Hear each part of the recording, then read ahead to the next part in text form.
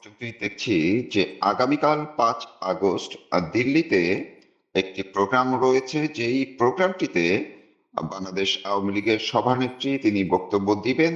এই ইস্যুটি নিয়ে নানাভাবে প্রচার চলছে, নানা রকম ভাবে এটির ব্যাখ্যা করা হচ্ছে। কেউ বলছে তিনি সশরীরে থাকবেন, কেউ বলছে তিনি অনলাইন ভার্চুয়ালি থাকবেন, কেউ বলছেন তিনি শুধু অডিও দিবেন, কেউ বলছেন তিনি লাইভে বক্তব্য দিবেন, প্রথমবারের ছবি দেখাবেন।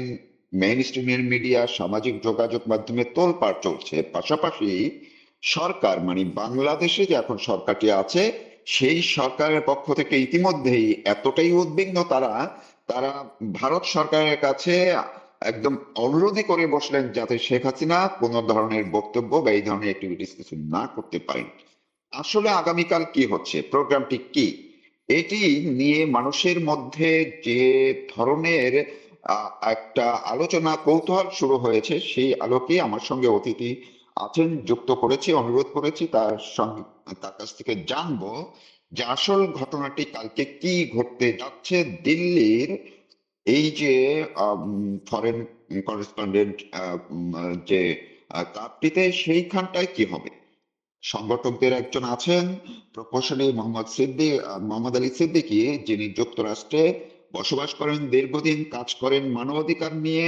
বাংলাদেশ হিউম্যান রাইটস ওয়াচ বাংলাদেশের তিনি মহাসচিব। যুক্তরাষ্ট্রে লড়াই করছেন বাংলাদেশের মুক্তিযুদ্ধের পক্ষের মানুষের জন্য, এবং বাংলাদেশ যাতে আবার মুক্তিযুদ্ধের বাংলাদেশে ফিরে যায় সেই জন্য। মোহাম্মদ আলী সিদ্দিকী, আমি আপনাকে কৃতজ্ঞতা জানাচ্ছি, ধন্যবাদ জানাচ্ছি। আমি জানি যে জাস্ট কয়েক ঘন্টা আগে আপনি যুক্তরাষ্ট্র থেকে দিল্লিতে পৌঁছেছেন, এখনো বিশ্রাম নিতে পারেননি, আয়োজন নিয়ে ব্যস্ত। কি হচ্ছে, আপনারা কি করছেন, এবং আয়োজক কারা যদি একটু বলেন। অনেক ধন্যবাদ রফিক মারুফ ভাই, আপনার জনপ্রিয় শোতে আমাকে একটু কথা বলার সুযোগ দেওয়ার জন্য। আমাদের আগামীকালকের একটি প্রেস কনফারেন্স, যেটা foreign correspondents club south Asia দিল্লিতে অবস্থিত, সেখানে অনুষ্ঠিত হবে, এবং এটা 58টা মেম্বার স্টেট এর সমন্বয়ে গঠিত এই এফসিসি সাউথ এশিয়ান ক্লাব।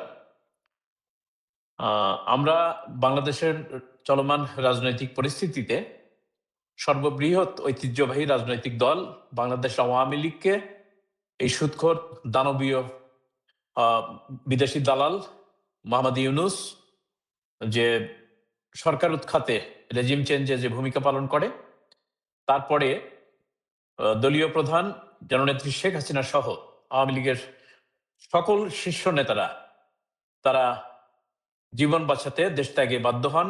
কেউ কেউ গ্রেপ্তার হয়ে জেলে আছেন, এবং সেই সংখ্যাটা প্রায় 1.5 লক্ষাধিক, যারা বর্তমানে কারাবরণ করছে মিথ্যা মামলায়, অধিকাংশের ক্ষেত্রে হত্যা মামলা এবং সন্ত্রাস দমন আইনে মামলা দিয়ে তাদেরকে রাখা হয়েছে।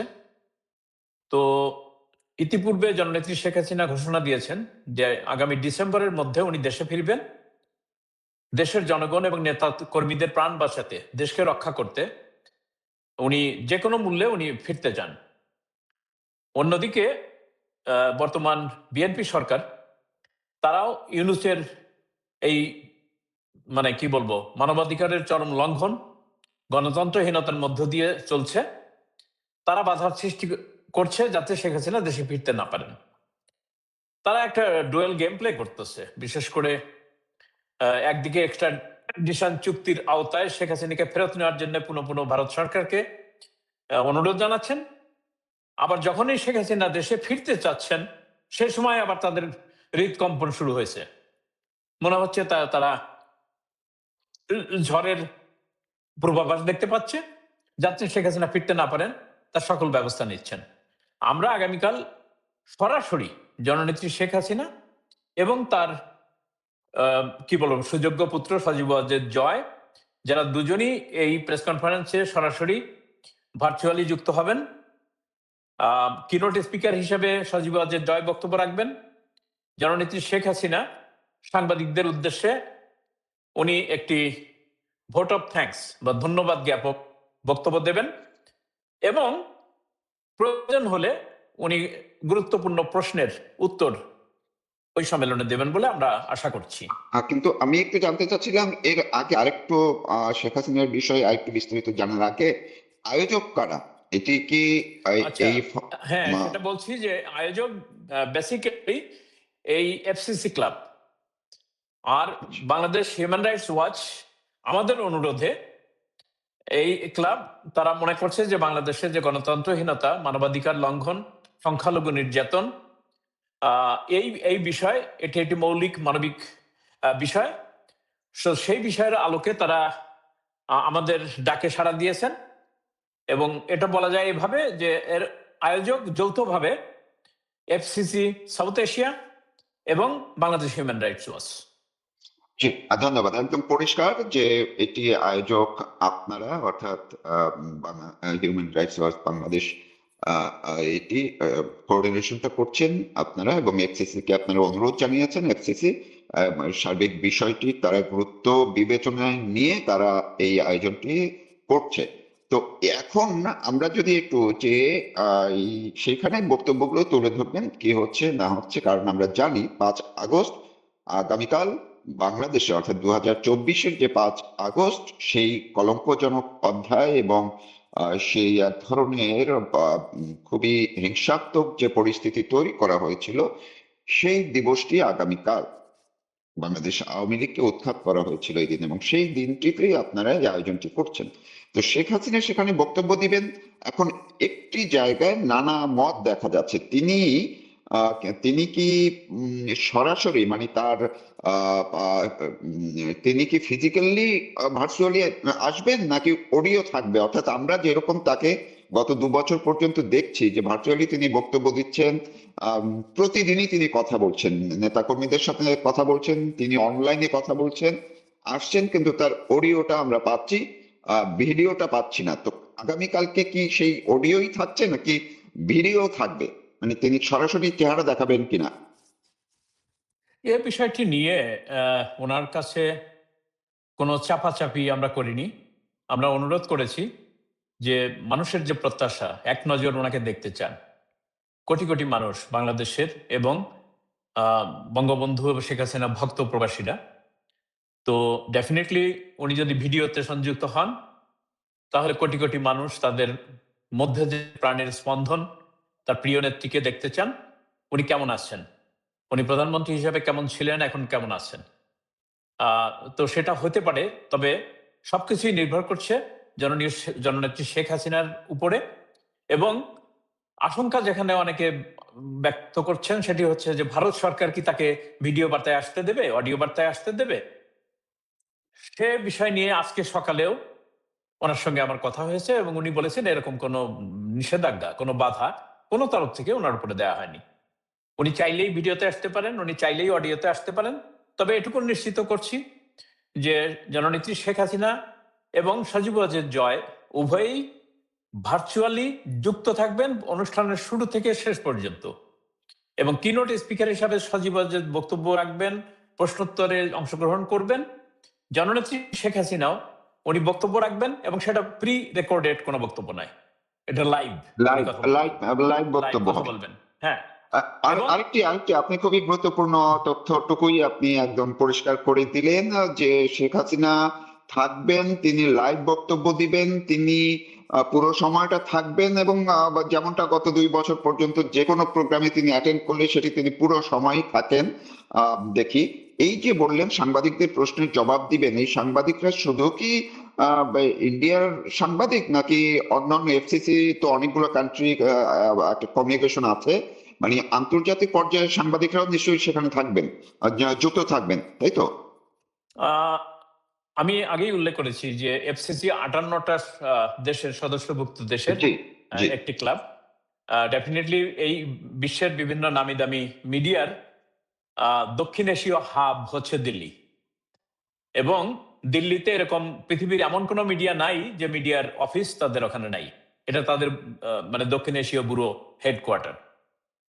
তো এটাকে ওপেন করে দেওয়া হয়েছিল গত পরশুদিন। রেজিস্ট্রেশন করে এখানে আসতে হবে, কারণ আশঙ্কা করা হচ্ছিল যে ব্যাপক চাপ সৃষ্টি হবে। ও তাদের যে অ্যাকোমোডেশন ওখানে আছে, ধারণ ক্ষমতা, তাদের 3টা প্রেস কনফারেন্সের রুম এবং বাইরে একটা ফিল্ড, ওপেন ফিল্ড আছে। এই জায়গাটায় বক্তব্য শোনার জন্য, প্রশ্ন করার জন্য প্রত্যেক রুমে টেলিভিশন দেওয়া হবে। আর মেইন রুমে, যে রুমে প্রেস কনফারেন্সটা হবে, সেখানে তো উপস্থিত সাংবাদিকদের ধারণ ক্ষমতায় প্রায় 150 সাংবাদিক সেখানে ইয়ে করতে পারেন, বসতে পারেন, কভার করতে পারেন। তো আমার একটু গত অনুষ্ঠানের একটা অভিজ্ঞতা আছে জনাকীর্ণ সাংবাদিক সম্মেলনে। মানে যতজন বসেছিলেন সাংবাদিক, সমসংখ্যক দাঁড়িয়েছিলেন। মানে দেওয়ালের পাট দিয়ে তারা দাঁড়িয়ে দাঁড়িয়ে এটা শুনেছেন এবং প্রশ্ন করেছেন। তো যে বিষয়টি এটা সবার জন্য উন্মুক্ত ছিল। কিন্তু একটা দিনের 24 ঘন্টার মধ্যে হয়তোবা মানে 12 ঘন্টা বা 20 ঘন্টা এই সময়ের মধ্যে ধারণ ক্ষমতার প্রায় 3 গুণ রেজিস্ট্রেশন হয়ে যায়। ফলে কর্তৃপক্ষ বাধ্য হয় ওটাকে বন্ধ করে দিতে। নতুন করে কোনো রেজিস্ট্রেশন নেওয়ার সুযোগ নাই। আমি এখানে উল্লেখ করতে চাই যে দিল্লি প্রেস ক্লাবের সাবেক সভাপতি গৌতম লাহিড়ী সাহেব, উনি নিজে এখানে রেজিস্ট্রেশন করতে পারেননি। উনি অনুরোধ করেছেন যেন আমি ওই সাংবাদিক সম্মেলনে ঢুকতে পারি। কারণ সেখানে অতিরিক্ত চাপ ইয়ে করার জন্য, ম্যানেজ করার জন্য সেখানে সিকিউরিটি ফোর্স থাকবে। তো ফলে উনি পুরোপুরি এটা অনুরোধ কি করেছেন। এটা কি আগামীকালকেটার কথা বলছেন না গত যেটা হয়েছে সেটার কথা বলছেন? আগামীকালকে আচ্ছা আচ্ছা আচ্ছা, আগামীকালকে মানে গৌতম অনুষ্ঠানটার দাও কথা বা বলছি। উনি রেজিস্ট্রেশনে করতে পারেন উনি এখন ঢুকতে পর্যন্ত। পারেন, উনি ঢুকতে পারেননি, কারণ এটা ধারণ ক্ষমতার ঊর্ধ্বে রেজিস্ট্রেশন হয়ে গেছে। তো আমরা মানে as much as possible capacity আমরা দেওয়ার চেষ্টা করব, এবং আগামীকাল সম্ভাবনা আছে বৃষ্টি হওয়ার। তো বাইরের প্যাভিলিয়নটা যদি ফাঁকা পাওয়া যায়, তাহলে হয়তো সবাইকেই, যারা রেজিস্ট্রেশন করেছে তাদের ধারণ ক্ষমতাকে আমরা অ্যাকোমোডেট করতে পারবো। আর না হলে এটা খুব ডিফিকাল্ট হবে আমাদের জন্য। তবে আমি এটুকুন বলতে চাই যে এটা কারোর জন্য যেমন নিষেধাজ্ঞা বা বাধা দেওয়া হচ্ছে না। এটা open to all journalist and media. যারা ভাগ্যবান তারা হয়তো সেখানে থেকে সরাসরি জননেত্রী শেখ হাসিনা এবং সজীব ওয়াজেদ জয়ের কথা শুনতে পারবেন। আরো যারা গুরুত্বপূর্ণ ব্যক্তিত্ব রয়েছে, বিশেষ করে সাবেক শিক্ষামন্ত্রী ব্যারিস্টার মহিবুল হাসান চৌধুরী নওফেল, তারুণ্যের প্রতীক, তিনি থাকবেন। অলরাউন্ডার ক্রিকেটার, সারা পৃথিবী খ্যাত সাকিব আল হাসান এমপি, আওয়ামী লীগের টিকেটে একজন নির্বাচিত এমপি, এবং কোটি কোটি তরুণের হার্ট থ্রোব সাকিব আল হাসান থাকবে। তিনিও ভার্চুয়ালি যুক্ত হবেন এবং তিনি কথা বলবেন। তার কথা ছিল ফিজিক্যালি থাকার, কিন্তু তার ব্যক্তিগত একটি সমস্যার কারণে শ্রীলঙ্কায় অবস্থান করছেন, তিনি উপস্থিত থাকতে পারবেন না। আরো কিছু তরুণ এখানে আছে, যেমন লন্ডন থেকে যুক্ত হবে আমিনুল হক পলাশ, একজন সাইবার সিকিউরিটির এক্সপার্ট, প্লাস এনএসআই এর একজন সাবেক কর্মকর্তা, সামরিক কর্মকর্তা, এবং দীর্ঘদিন যিনি ইউনুসীয় যত অনিয়ম, দুর্নীতি, শোষণ সেটা নিয়ে কাজ করছেন, তিনি যুক্ত থাকবেন। তো আমি যে বিষয়টি ফিল করছি সেটা হলো যে আমরা যুক্তরাষ্ট্র থেকে 3 সদস্যের একটি প্রতিনিধি দল আমরা এসেছি, এবং আমরাও সেখানে থাকব। আমরা চেষ্টা করব হয়তোবা এই হেভিওয়েট ভিভিআইপির সামনে আমাদের উপস্থিতি বা অংশগ্রহণটা গৌণ হবে। আমরা অপেক্ষায় থাকবো যে কোটি কোটি মানুষ বঙ্গবন্ধু তনয়া জননেত্রী শেখ হাসিনার এই যে দেশে ফেরার ডিসেম্বরের মধ্যে সেই ঘোষণা হয়তো আরো সুস্পষ্টভাবে উনি উনি দেশবাসীর উদ্দেশ্যে, প্রবাসীদের উদ্দেশ্যে উনি বলবেন। আর ধন্যবাদ আপনাকে, আপনি অনেক গুরুত্বপূর্ণ বিষয়গুলো বললেন এবং মূল একদম আশা করি দর্শক যারা শুনছেন তাদের যে মনে যে প্রশ্নগুলি আছে আগামীকালকের এই প্রোগ্রাম নিয়ে বা কৌতূহল আছে সেটি অনেকটাই পরিষ্কার করতে পেরেছেন প্রকৌশলী মোহাম্মদ আরিফ সিদ্দিকী।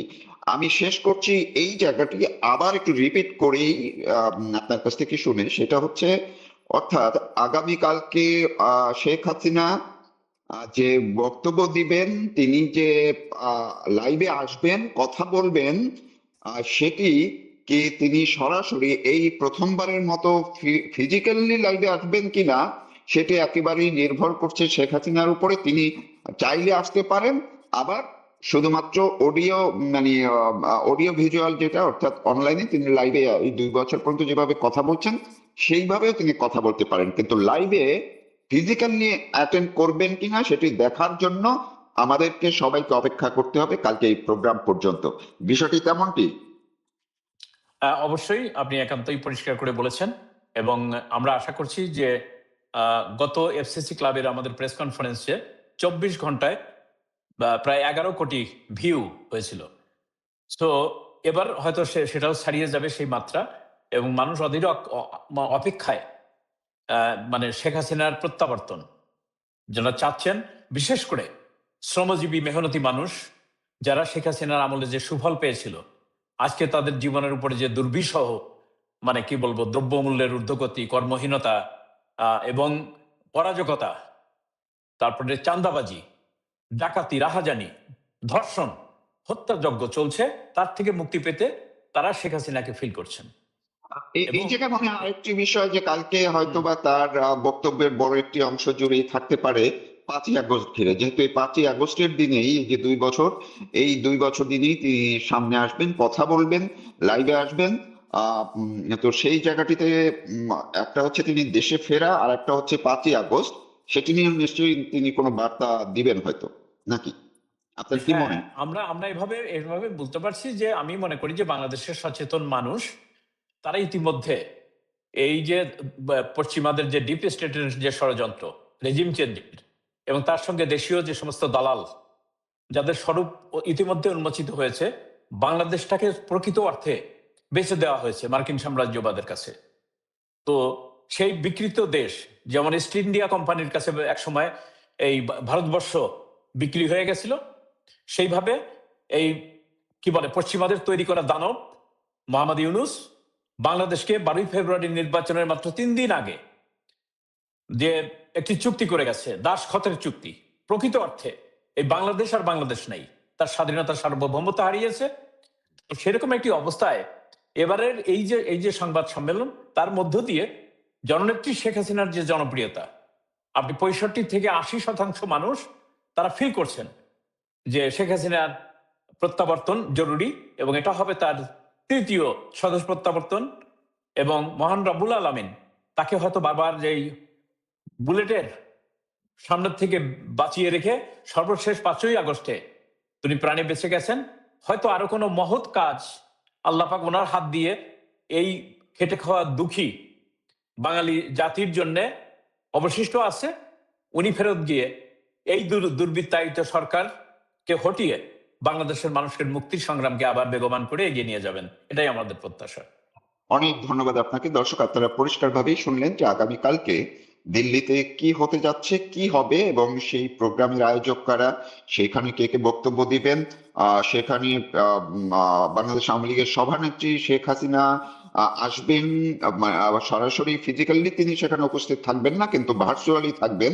এবং সেই ভার্চুয়ালি তিনি কি এই 2 বছরের মাথায় প্রথমবার তার চেহারা দেখাবেন কিনা লাইভে, নাকি তিনি শুধু অডিওতেই কথা বলবেন, সেটিও আমাদের দেখার জন্য অপেক্ষা করতে হবে আগামীকালকে প্রোগ্রামটা শুরু হওয়ার পূর্ব মুহূর্ত পর্যন্ত।